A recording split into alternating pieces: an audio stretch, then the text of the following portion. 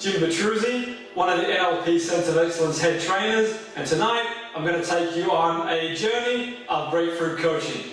The outcomes of tonight's seminar are how to make a breakthrough in your life or to help people make a breakthrough in their life. If you're a coach or a therapist, understand what's important to you, or to help you understand what's important to you, what drives you, and also help you to get clarity of what you want and to take action. So we have a powerful seminar lined up. I suggest you get a pen and paper and maybe yourself a cup of coffee and follow the process. The seminar is designed to help you provoke your thoughts to deep into the depths of your unconscious mind and to help you establish what you want, what's important to you in life, and get some clarity. You can transfer these skills if you're a trainer to people you train, or you can use these skills if you're a coach or a therapist to help people decide what they want. I start tonight with the powerful quote from Jim Rohn, the famous motivational speaker: if you don't design your own life plan, chances are you'll fall into somebody else's plan. And guess what they've got planned for you? Not much. So tonight's seminar is about taking control of your life and making the very most of every second you've got on this wonderful gift of life that we have. I want you first of all to clear your mind. Take a moment to clear your mind and to empty all your clutter in your mind. Imagine emptying all your thoughts to the bin liner, and you can leave them outside for now. You can pick them up now if you wish, but for now, just clear your mind and have an open mind and get your pen and paper handy, and let's go on this journey of life. A lot of people in the world that we live in are on that treadmill of life. Do you know anybody? Can you associate with anybody on that treadmill of life? You may have been on it yourself, you may be on yourself at the moment. The treadmill of life, where you don't take time to step back and think about taking a deep breath in and deciding where you are and where you want to be. People go through life, they get up in the morning, in a mundane job they're not happy in, they get to the weekend, they go out, they have a few drinks, they might go to the gym a couple of times a week, they might decide to watch a few soaps on TV, a bit of sport on TV. I'm not saying anything wrong with that. All I'm saying is that if you want more and you believe in your life, you are living life less than what you can be, then take a step back and come off that treadmill. Because it's not always easy to think in life. Most people don't use their time wisely. They be miserable in the life they're living in, and they won't take 2 minutes to think about their life in any way, shape or form. They'll carry on going on that treadmill without thinking about their life. Does that work for anybody? Anyone know anyone in that situation, that treadmill? You get up in the morning, you get home from work, you watch something on TV, and the cycle goes on and on and on, 10, 20, 30, 40 years pass you by and think, what have I done with my life? Where am I going with my life? So this is a moment to take stock and take a step back and think, this is where I am. That's where I want to be, and I think of a way of getting there. So it's a powerful process we're going to cover. Anyone relate to their mind, almost like going blank? Do you ever come across anybody? You might have clients, if you're a coach, you're in business, you work as a manager, or in any capacity, it might be for yourself, where it's almost like your mind is out of order. It's almost like you've lost control of your own mind. Think about people in certain situations. They get up in the morning, they watch TV, they watch the news. Is the news ever positive? How many stories in the news are positive? They buy the local paper. How many stories in the newspaper are positive? Then they get in the car, they go to work, listen to the radio. How many stories in the radio are positive? All this negativity. Then they go on social media and they moan on social media to people that they don't even know anyway. And it's almost like their brain ceases to function. The most powerful resource you have is your brain. It's a powerful resource. It can do anything. The brain and the power of imagination has been responsible for creating all the things that are meant to make our life easier today. The phone, the mobile phone, the computer, the programs that run the computer, planes, trains, automobiles, they're all a product of the unconscious mind. It's so powerful that we just go through life, or many people go through life, underachieving. It's almost like somebody else is taking control of their own mind. It's about taking control of your own mind. Breakthrough coaching is about you taking control of your own mind and making it work for you. Because life is short. We don't have a long time on this planet when you think of how long or how old the planet is. So we may as well roll our sleeves up and decide what we want and go for it. And the questions I'm going to fire tonight are very powerful. They are deep in the intrinsic mind, the unconscious mind, the intrinsic set of values that we have and hold that are deep to us, and we can decide for ourselves, is it time to change or to move forward? Now take the time to discover who you really are. If you play ball, and you take the time to do some of the exercises we're going to cover throughout the course of this evening, you'll get a lot out of it. If you listen to me passively, you'll get a lot out of it, but you won't get anywhere near as much as you would do if you take the time to write down some things I'm going to ask you tonight and work towards it. Not count the game that you don't want to do. If there's something you don't want to achieve, you don't want to do, you're not comfortable doing that you don't want to do, but if you play ball, I'm sure you'll get a lot out of the seminar. And if nothing else, you can pass this information on in the professional capacity if you're a teacher, if you're a coach, if you're a therapist. I'm sure it'll go a long way to helping you in your professional practice as well, even if you work in business or whatever really. So what you do with information is entirely up to you, but I'm going to fire it at you and I'm going to do it in a way where it's a process where it's very interactive and it's almost like coaching you. Because who motivates the motivator? Sometimes you're out there, I'm sure you can relate to this, you're motivating everybody else, but you don't take the time to motivate yourself. I'm going to give you a gift tonight of breakthrough coaching. The first thing I'm going to do is to write down, who are you? Very powerful question. Write down the answer to that. Take 2 minutes to write it down. How would you define who you are? How would you define who you are? This is one of the questions I ask people, or when I go to schools and do talks to students, I ask them, how do you define who you are? When I do coaching sessions with people, I ask them. And the reason for doing that is our identity. How we define who we are drives our behavior. So you see a lot of people out there doing coaching and therapy, a lot of books out there, and you wonder why a lot of people never change, because they're working at a very surface structure.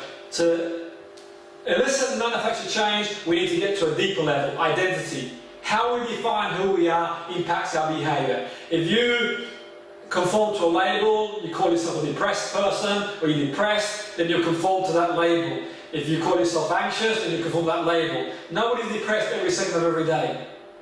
Nobody's anxious every second of every day. Nobody's an alcoholic every second of every day. Nobody has variable conditions every second of every day. So identity is key. And some people's identity is their work. For example, they're a lawyer and they go home and cross-examine their family, which doesn't make good for a good family life. So take the time to work out who are you. And if you can't answer that question right now, then take the time and do it in your own time, your own pace. But it's very powerful stuff. Because at the heart of change is identity. Our identity drives our behavior. How we define who we are has a big impact. And if we're just trying to change on a surface level by changing our environment, by learning some new techniques, by learning some new capabilities, even changing certain beliefs and values, if we don't work at the deepest level of our identity, then change is only going to last a short while. So write down, how would you define who you are? Having done that, I want you to identify what is important to you. What is important to you? What is important to you? What are your values? In the context of tonight's program, a value is just what drives you, what's important to you. What's truly important to you? Are you living the life that you want? Are you creating value in yours and everybody else's life? What's important to you? And this is one of the questions I ask my clients whenever they're embarking on a new goal or a new vision. What drives them? What's important to them? What is important to you? Take the time to write that down. Were you with the people? Who were you with when you were doing what was important to you? What other factors contributed to your happiness? And take the time to write that down. And you'll find that the intrinsic value of a lot of things that we do are very powerful. Because some people like the idea of having a goal, they want to be a sports star, a film star, a rock star. What they're doing is a different story. They like what they think comes with being that person. But the reality is, as you all know, it's about finding intrinsic happiness from within. And I'm not saying it's not nice having nice things, nice cars, nice houses, nice clothes. I'm not saying there's anything wrong with striving and becoming the very best you can be in your profession. But if you're waiting for that to help you or to make you happy, you're going to, I believe, be disillusioned in life. Because what's really important, you live your life purpose. And I know a lot of people from the coaching I do that are pursuing a goal that doesn't mean anything to them. And I ask them the question, what is important to you and who is important to you? And these are very powerful questions you can ask your clients to help them align themselves to their goal. Let me give you an example before we move on. and of how important identifying what drives you is. Before we move on to the next part of the process, years ago I was working with a client. She came to me to do a session. She was a woman who decided she wanted to get back into presenting, doing presentations in her 60s. And she says to me, I want to get back into doing presenting. I'm happy to pay whatever it costs, because I do a lot of presenting, coaching. She said, I'll pay whatever it costs if you can help me become the best I can be as a presenter. So in her 60s, I said, you know what, come for a session, let's have a chat before you sort of decide to do anything. And we had a conversation. And I asked her some of the questions I'm going to ask you tonight. I listened to her values and worked out who and what her priorities are at her age and what she was doing.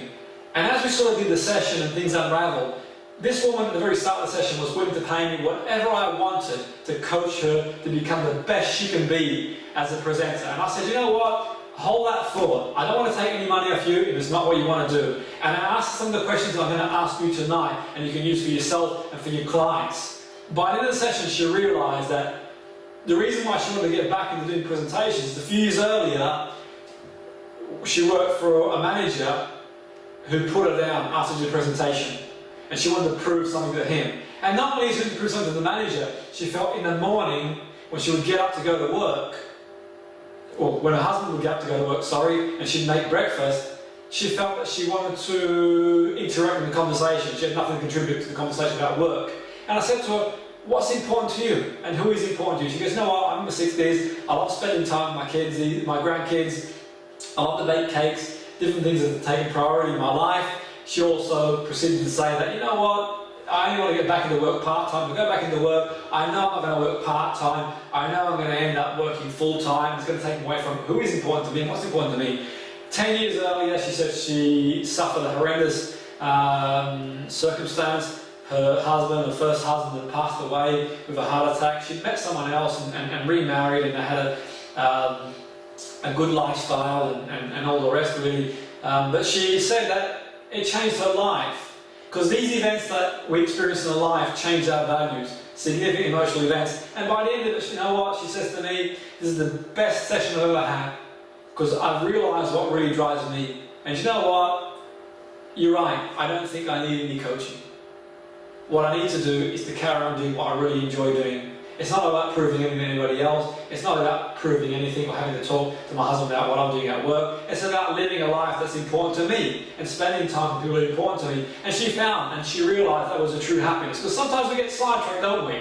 We decide that we want to do things that don't really matter to us. And what's really important in life is to live a life that works for us. There's no point going to work miserable like a lot of people do. They trudgingly go to work. And I'm not saying everyone's in the position like she was to not have to work, because some of us have to work for financial reasons, but what I'm saying is that whilst you're working in a job you don't like, start putting the foundations down to do something you really do enjoy doing. One of the most powerful quotes I came across years ago when I was on the internet, as you do, researching, and I like to go and learn about people's lives, and I came across this quote on the internet which was from Steve Jobs. What would you do if it was the last day of your life? What would you do? What would you do today? And it was quite powerful and it resonated with me. And I thought to myself, you know what a powerful question to ask yourself every time you get up in the morning. What would I do with the last day? Because we take it for granted we're going to be here forever. We're not. Our time is limited. We're not going to be here for an eternity, at least in this life form. So what's really important, and I'm not saying that you don't have priorities. I know people have got to support families, we all do that. What I am saying is that we spend as much time as we possibly can doing things that are really important to us, because it's all too easy to get sidetracked. And I would go so far to say that's a powerful question to ask yourself. A powerful question that anyone could ask themselves. If it was my last day, what would I be doing different? Am I on my life's mission? Am I doing what I'm on this planet to do? A very powerful question. I want you to write down now, what are you proud of in your life? What are you proud of professionally and personally? I ask this question to my clients regularly. What are they proud of? It helps them to have an awareness of what drives them, of what is important to them. It helps them to get focus and clarity. What are you proud of? Write it down. Write down at least 2 things that you're proud of. professionally and personally. It could have been doing a presentation to 20 people. It could have been delivering or passing an interview. It could have been beating your son in a game of football. It could have been seeing your daughter score the winning points in the netball match. I don't know. Think, what were you proud of in your life? We don't give enough praise to ourselves. We're our own worst enemy a lot of times. We achieve so much in our life, and my clients that I work with achieve so much in their life, yet they very rarely praise themselves and take note of what they're proud of. As human beings, we tend to spend too much time on analysing the negative rather than focusing on what we do really, really well. And sometimes we should take stock and realise, what am I proud of? What have I done in my life that I'm proud of? And you'll amaze yourself. When was the last time someone gave you some praise? Think about it. Or when was the last time you gave somebody else some praise? Give yourself some praise. Give yourself a pat on the back. Remind yourself what you're proud of. Emotions are our behavioural drivers. The more we can connect to powerful emotions, the more in tune we are for emotions, the better the quality of our life. Use examples of your professional career, your personal career, and why were you proud? So you might have done a presentation you've never done before, and you stood up to a big audience, and things just flowed. And you were proud, because it's the first time you've done that. Like I said before, it could be a family thing. You might have seen one of your children score a winning goal in a tournament, or you might have gone for a meal with your family, and you were proud. It was a reunion, and you were proud because you saw everyone together again, enjoying themselves. You might have been proud sitting down at the dinner table as a mum, seeing all your family together at Christmas time, or having an event or gathering. Think about some of these powerful experiences we've had in life, and why were you proud? Why were you proud? Take the time to think, because I said earlier before in the seminar, we go through life on this treadmill, running on this treadmill. Sometimes take stock, take a deep breath, and think about these things. Who shared your pride? Anybody? Your partner, your wife, your husband, your kids, maybe just yourself. Maybe you did something for yourself that you didn't share with anybody, and you're proud of it, you're proud of yourself. What other factors contributed to your feelings of pride? Take the time to think about that. What other factors? What else was involved? Let's connect to some of these powerful emotions. Let's connect to some of these powerful positive emotions and experiences. Identify times when you were most fulfilled in your life and write it down. When were you most fulfilled? I mentioned earlier, we spend a lot of time analysing the negative. We spend very little time. When I go into businesses to help them with challenges, they spend a lot of time focusing on what's going wrong. I say to them, what about focusing on what's going right? And these are some very deep, soul-searching questions. As a coach, I'm a coach that tells people what they need to hear, not what they want to hear. I remember a few months ago I was doing a training for a group of sales professionals in an organisation, and I turn up and I'm doing a seminar, and it's a powerful seminar helping them to get out of the situation they were in, to increase their sales. They had a very good product, good team, and at lunch break one of the managers comes up to me and says, we brought someone in who does what you do a few months ago, and they had us all clapping and doing all these different activities and music and everything else. I said, well, that's fine. And he says to me, he goes, we're expecting you to do the same. And I said, well, since you brought this person, it's been improved. And he said, no, but we enjoyed it. You enjoyed it, I said. You enjoyed it, so you're bringing them in for enjoyment. I'm about results. I'm not a motivational speaker. I'm not one of these people who's going to tell you things are great if you employ me as a coach when needs change. What I will do is I'll support you to the very best of my ability to get to your goal. And I told them, if you want entertainment, you want enjoyment, go to a Lady Gaga concert. You get plenty of enjoyment. And they understood the value of what I was doing and the value of what I was training them to do. And as a result of doing that and staying true to what I felt was the right thing to do, they would improve what they were doing. So sometimes, you know what? As human beings, we can be our own worst enemy. We can put ourselves down, we can forget to connect experiences that motivate us, that fulfill us. The key to success in anyone's life, there's several keys obviously, but one of the most powerful things anyone can do is to decide where they are and where they want to be. And then they can build a roadmap in getting there. But if we don't know what we want, and we don't know what's important to us, regardless of what we achieve, and you see plenty of people in the media become superstars, and they are disillusioned with depression and alcoholism and everything else, because they're striving for this fulfillment. And I don't see anything wrong with being the best you can be and achieving stuff, but it's got to matter to you, it's got to be important to you. You've got to be aware of what motivates you, what you desire, what helps you become fulfilled. So, the third part of this process that we're going to cover, how and why did those experiences that you mentioned earlier, if you took the time to write them down, that you had pride in, how did they give you meaning in your life? What meaning did those experiences that you had that made you proud give you in your life? It's powerful, isn't it, really, when you think about it, when you connect to some of these experiences. So you might have had a meal with family that you haven't had for many, many years, or a reunion, and the whole experience gave you meaning. You realised there was more to life than just going to work. Or you might have decided, you know what, I'm going to do a presentation at work, and the meaning of helping people improve their life from doing what you do. You might have a job change. You were proud of leaving your job and setting up your own business, and the experience is phenomenal. So think about it. What meaning did it give you in your life? What other factors contributed to your feelings of fulfillment? It might have been the pride your family had for you to change career and do what you did. It might have been the connection you felt with people on a massive scale by doing a presentation. It might have been the connection you had by going for a family gathering or playing some sport with your children. What other factors contributed to your feelings of fulfillment? Take a time to think. I asked this question to my clients many times. Last year I had a client come to see me. She was a psychotherapist, I believe, and she worked for the National Health Service, and I believe they were making cutbacks, they were going to change her role. And she said to me, she's in a transition in her life and isn't quite sure what to do, what direction to take.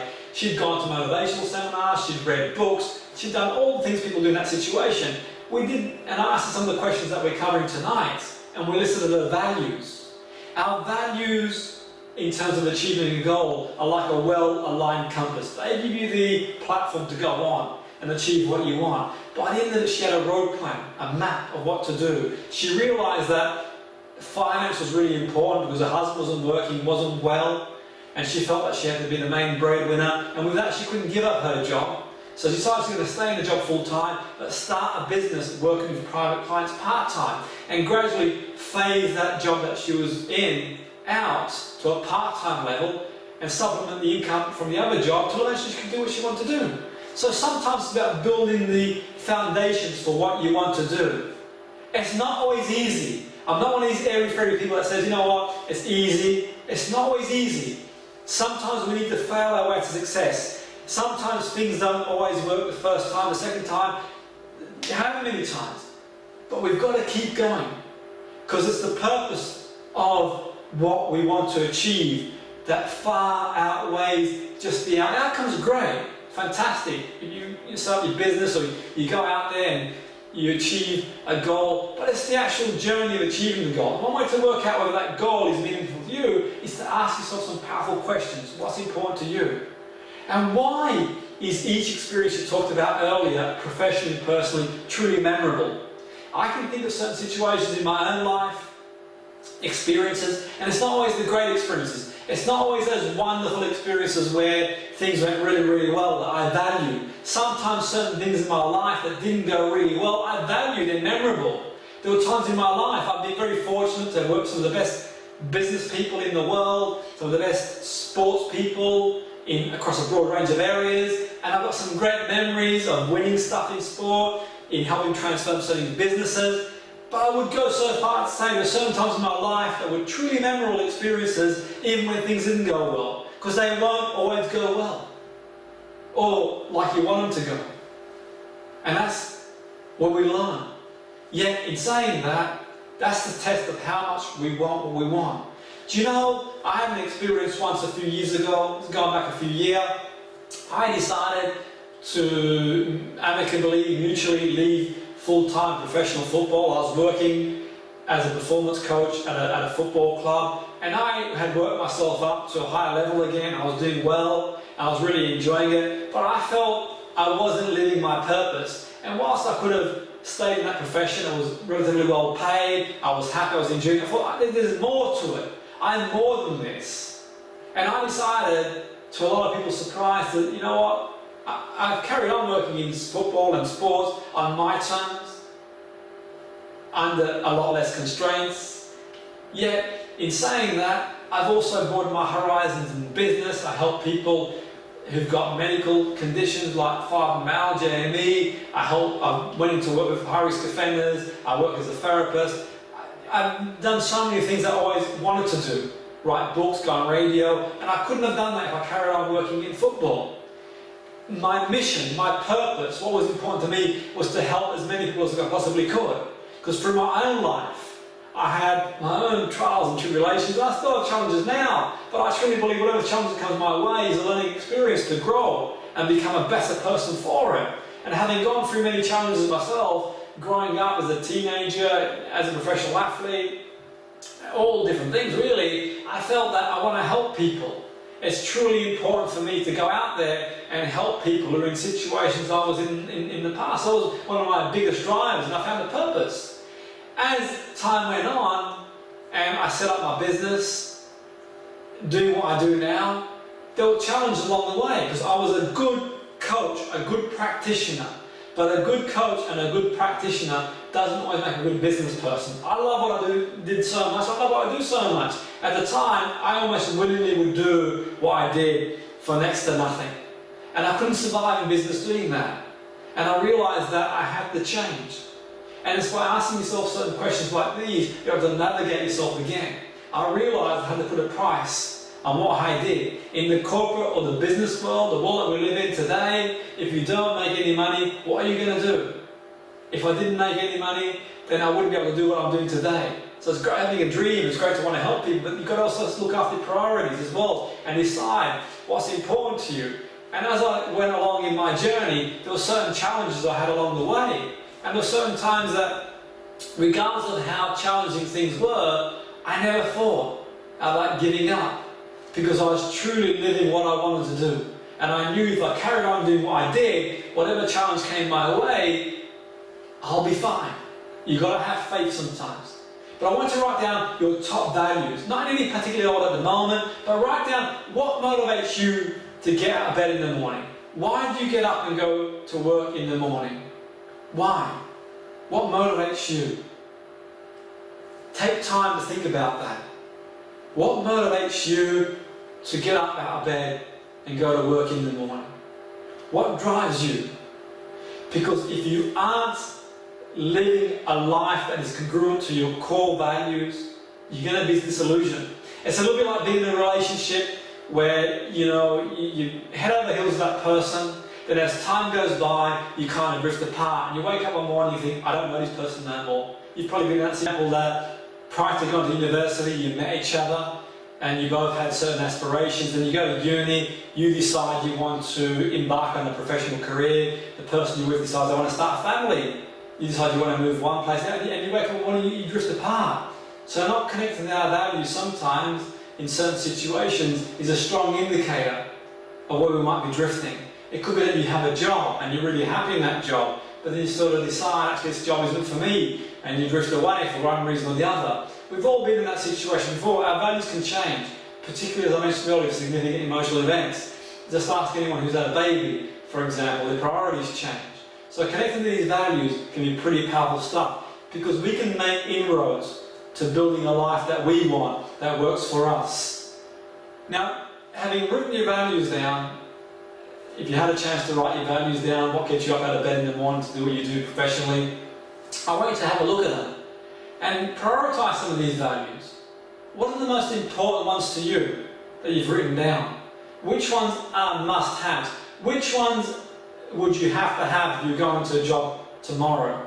Because it's not about last year or 5 years or 10 years. Having written down your values, which one of your values would be the most important and the second most important. They say that the top 5 values in any context are the most powerful values and the top 2 are our key drivers in any context.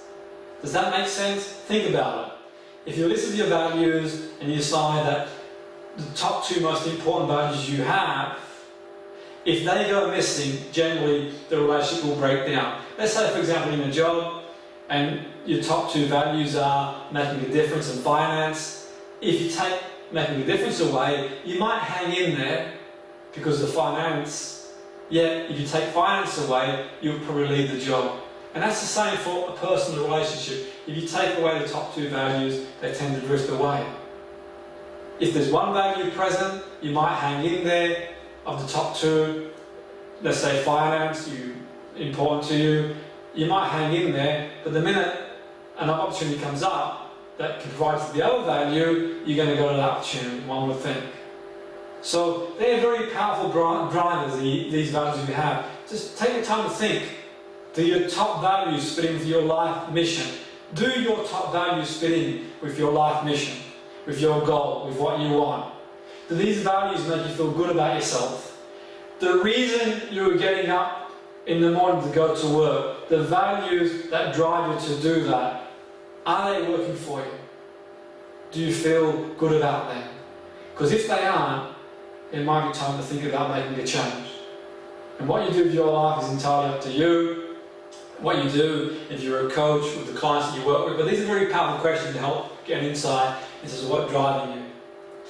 Are you proud of your top 3 values? If you take the time to think about some of the values you wrote down, some of the drivers for you getting up in the morning to go to your work professionally, are you proud of the 3 most important values you have to do what you do? Would you feel comfortable and proud to tell your values to people you respect and admire? And that's a pretty powerful statement, because if what we do isn't for us, if it's not congruent, it's a bit like someone knocking on your door trying to sell, I don't know, a vacuum cleaner that you're not interested in and they don't buy for their product. They're not going to come across as being very congruent, are they? And that congruency is key for anyone doing anything. Your own life. You're not going to feel great about your life. You're going into work every day, into a miserable job you don't enjoy doing anymore. It's really important to take stock and decide, are these values, is it time to change? Or is it time to change the situation I'm in? So it's pretty powerful stuff. Reaffirm your values. Do these values support or represent the things you will support, even if your choice isn't popular and puts you in the minority? A really powerful statement. Certain values you might have, they might not be what everybody else values themselves, but just because you're in a minority, it doesn't mean that you're wrong. Would these values represent? I've been in certain situations, like I mentioned earlier. I remember working in football, and I remember doing NLP training for a club in the football premiership. I did this NLP training for a football club in the English premiership. There, sat down in the cafeteria after doing this training, and there's this footballer who was making, I don't know, probably the best part of a good few £1,000s a week, and there were these dinner ladies, probably on minimum wage, and every, I think it was Friday afternoon or whatever it was, they would sort of give these dinner ladies a tip. And it was amazing really. There's a specific footballer who, I heard him say that he didn't feel he should give anybody a tip. And it was amazing really that these women working their heart and soul out, and this is the guy, and the irony of the guy saying that, I remember seeing him one night in Manchester of an evening, and he was drinking probably £1,000 bottles of champagne. Yet it's amazing to think that a couple of months earlier when I saw him at the club, he was begrudging giving these dinner ladies who work their heart and soul to provide food in the cafeteria a few pounds tip. And I thought to myself, that was one of the things that made me, or at least helped me to decide that I didn't want to work in that industry anymore the way I was working in that industry.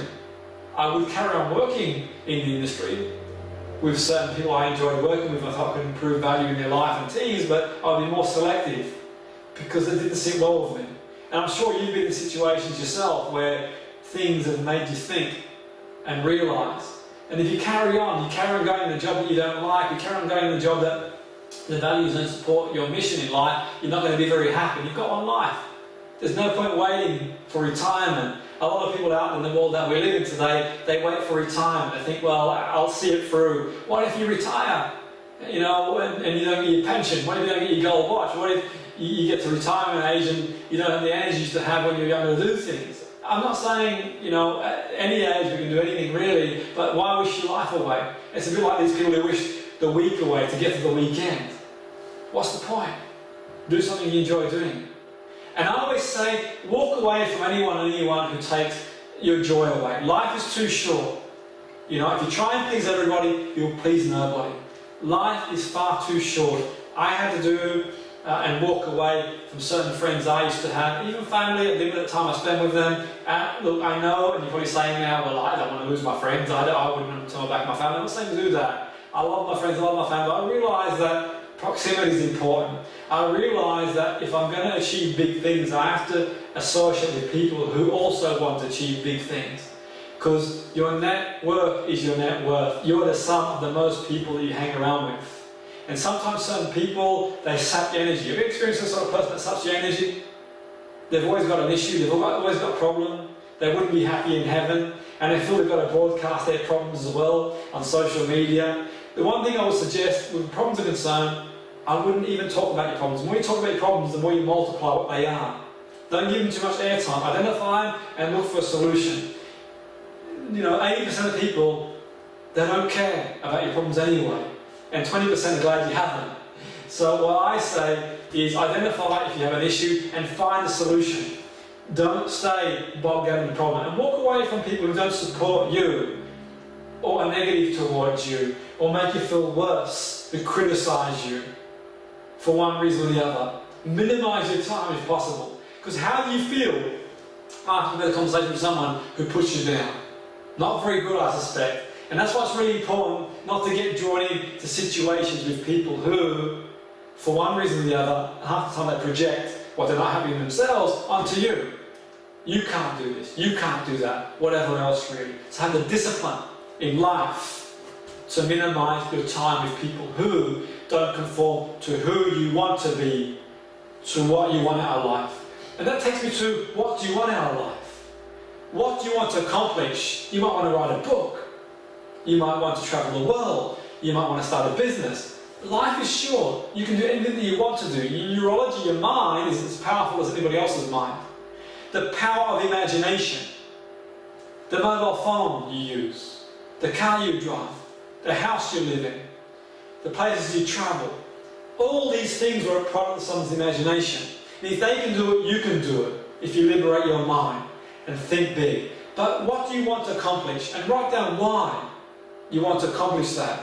The reason why you write down why you want to accomplish, because that's your driver. That gets you out of bed in the morning when times are tough. Because there are certain times when you're going for a dream, it's not always easy. You know, people try and put you down, they try and stop you from achieving your dream.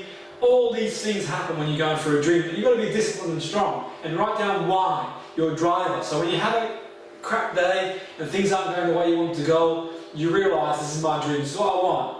It's worth paying the price to go for it, which is really, really powerful stuff. But begin by making a list and brainstorm. And write down why you want it. So if you want to write a book, why? You might want to change people's lives and connect the people out there.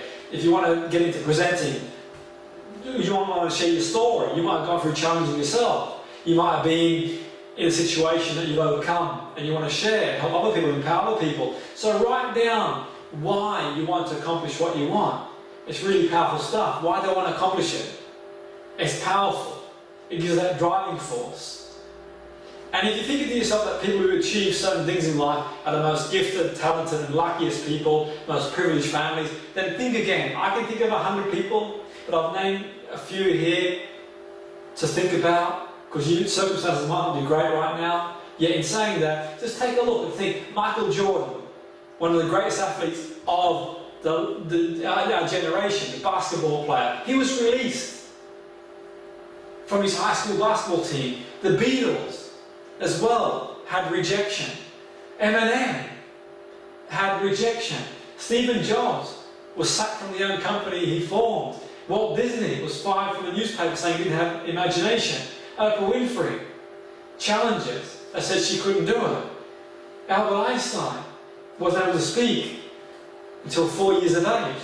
These are people who defied all the odds, and most people who go on to achieve greatness have defied the odds. And I bet you could find hundreds, not thousands of people who have defied the expectations of people. And you could be as well, in a situation where you've got a dream but someone says you can't do it for one reason or the other.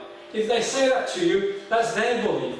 You tell them, I can do it. Or you tell yourself, more importantly, I can do it. And tell yourself now, if someone else can do it, I can do it. Which is a really powerful statement. Identify obstacles. Obstacles are there for a reason. You can fail your way to success. Everybody that I pointed out before, and anybody who's achieved anything in life has had obstacles and challenges. Identify it and work away to find the solution. If you've got obstacles in your way, identify what they are and find a solution to overcoming the obstacle. We all have had and have obstacles in our life, one way or the other. And the bigger you dream, sometimes the bigger the obstacles. But the bigger you dream, the bigger you grow in life. And the more you make an impact in the world. And why not you? Why can't you do it? Somebody else can do it. A lot of people are miserable in their life. They never give anything a go. Yet, better to love and lose than not to love at all. Sometimes you go out there, you might not achieve your goal, but you go on to achieve something more significant. And many, many years ago when I was at school, I was 15, 16 years of age, my goal was to take a girl to the prom. That was my goal. I had all these things in my head that I imagined, and I asked this girl out to go to the prom. That was my goal, to take her out to the prom, and she rejected me. She said, sod off, or whatever she said back then. And I felt deflated and rejected. I was like that. I couldn't believe it. I was deflated. Gone. Yet, ironically, many, many years later, when I went back to school for a school reunion, I saw her there.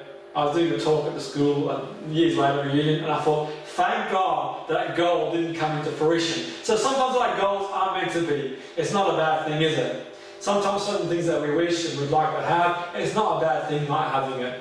So what the moral of the story is, you might not achieve your goal in certain situations. I'm sure you've set goals in the past, you might not have achieved them. You've got to do something more significant in life. You haven't gone where you wanted to go, you've gone where you needed to go. It's a learning experience. And remember, you know what?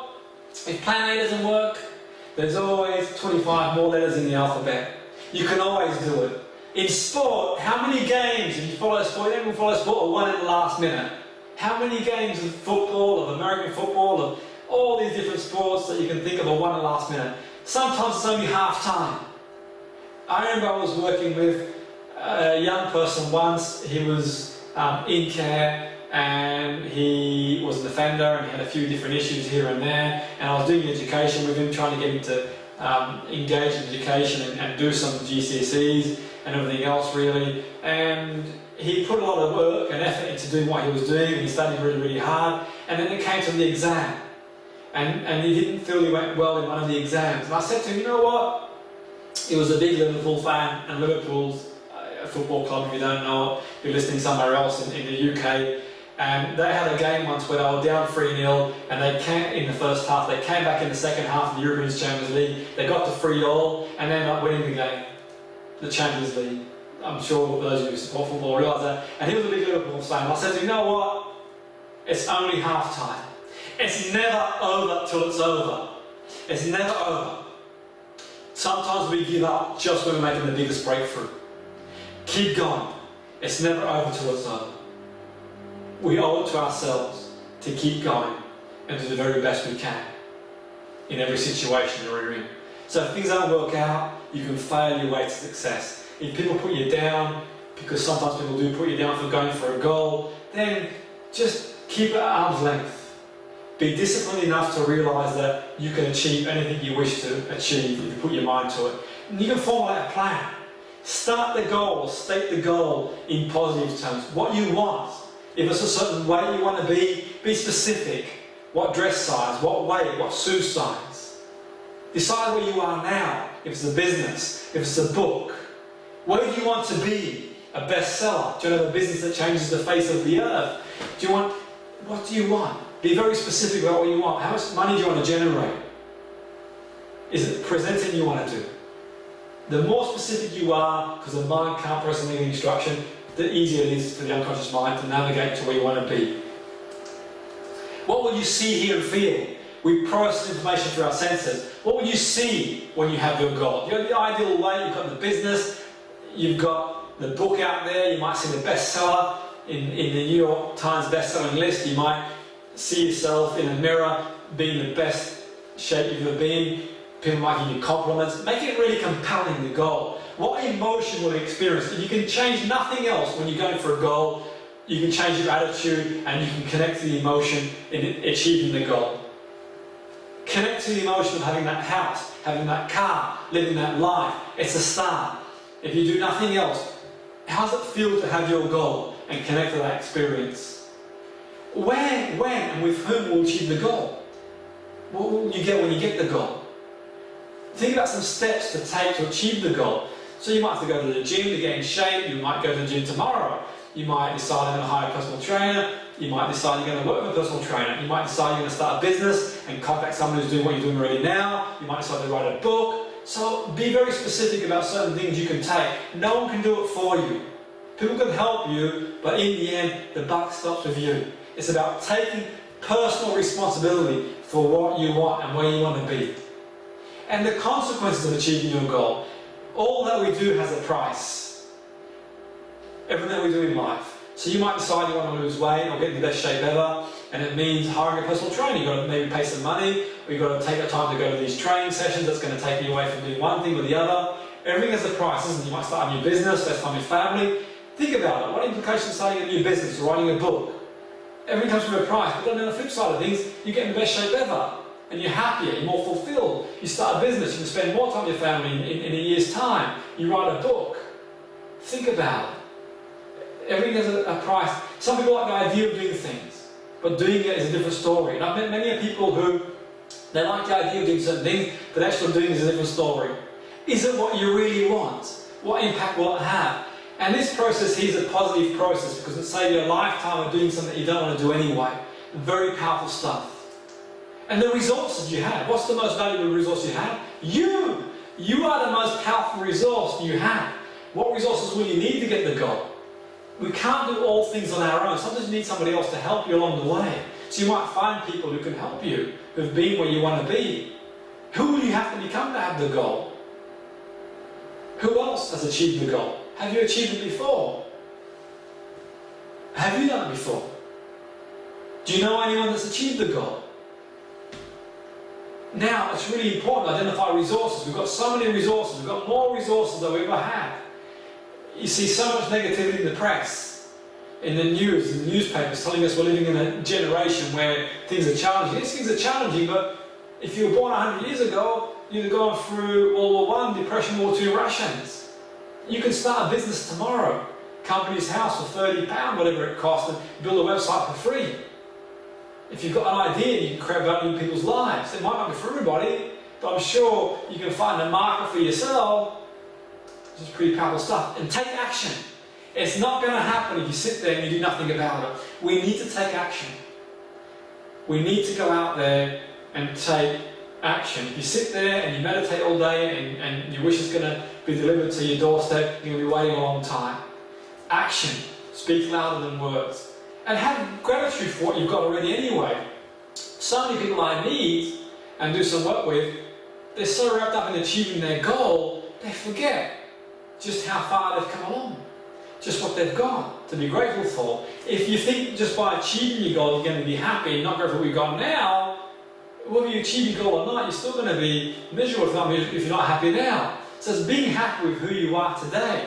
And reminding yourself, every day I write a gratitude list. Because gratitude is the most powerful emotion, one of the most powerful emotions we can experience. Sometimes we focus so much on what we want, we forget about what we have. And focusing on what we have puts you in a good place mentally to appreciate the finer things in life. Because it doesn't matter, if you're not happy with who you are today, you're not necessarily going to be happy with who you are tomorrow. It's the journey that counts, not always the outcome. And if you fail or fall 7 times, stand up 8 times. A Japanese proverb, powerful one. Just because you fail once, twice, 3 times, the history has people who've kept on going. If it wasn't for people who kept on going, we wouldn't have light today, we wouldn't have electricity, we wouldn't have planes, we wouldn't have phones, we wouldn't have a lot of things we have today if people gave up. How many people stop, they fail once and they don't try again, or twice or three times? It's keep going. My philosophy as a coach is keep going for what you believe in. I always wanted to be a presenter and deliver presentations around the world, doing seminars and speaking, public speaking. That was a goal I achieved. I've managed to do that for a number of years now and I've enjoyed it. And I remember very early on in doing what I did, I went to a professional speaking group and someone said to me, I don't think you'll ever become a professional speaker. And I was taken aback. I thought, really? Why would you say that? Why would you tell me that? It was a dream. Why would you not encourage me? And for one reason or the other, they took it upon themselves to say that. That could have knocked me back. And I remember in the early days when I would speak, I was learning, and as you do, refining things, and I was raw, what I did, and everything else that goes with it. But I kept believing in myself. And the most important thing for me was the message, the key message. It didn't matter to me anymore how people perceived me. It didn't matter anymore how I came across. What mattered is if I could go out there and help people's lives, that's what mattered. And I would go on to become a speaker and speak around the world, deliver courses around the world. Because it can be done. Not everyone knows everything about everything. Sometimes you've got to say, I'm in control. And say it to yourself now. Tell yourself, I am in control. I design my own destiny. I will decide what I do, and I can do it. Sports, as a sports coach, been very successful in the field of sport and really enjoyed it, but it wasn't always the case. I was told in sport, as a sports coach, by certain influential people in the game, that I didn't have it. I didn't have the ability, they thought, to become a coach and become successful. And sometimes you think, why do people say these certain things? And whilst I didn't receive encouragement, I did also receive people saying you couldn't do it. I had to think beyond the box and take a step back and decide, you know what, just focus on what you want. Regardless of what anybody else says, stay focused. You can do it. Believe in yourself. And I'm telling you to believe in yourself if there's something you want to achieve. Because sometimes people say things, they're thinking about their own from a reference. Because they can't do it, they try and tell you you can't do it. And that's their belief system, not your belief system. Books. Very early in my life, when I was in English class, I said to my English teacher, it was in school, I had to write books, and she said to me, you'll never write any books. You haven't got the ability to write books. I've written bestsellers.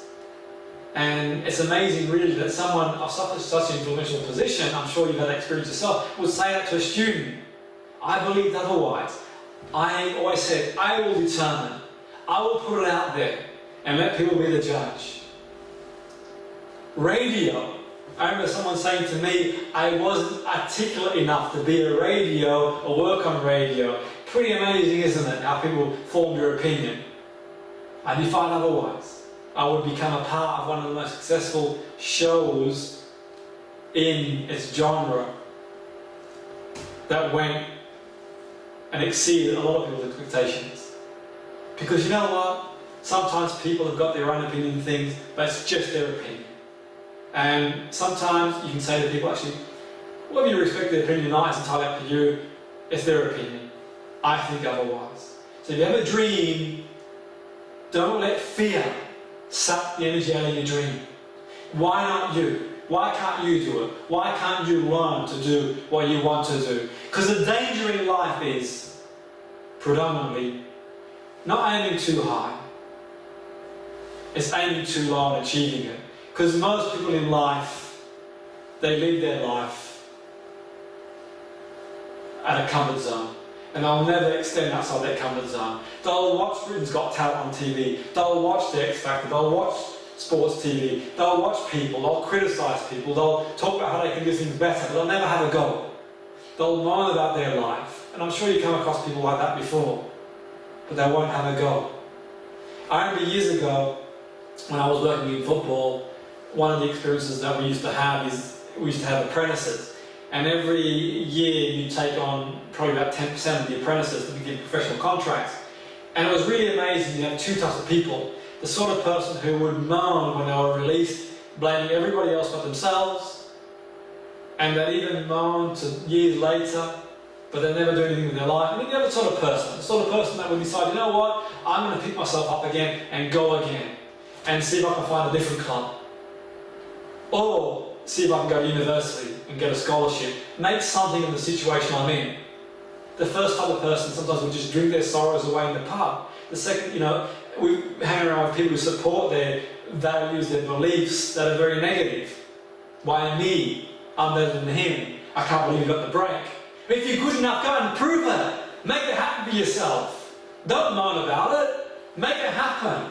Prove your worth in life.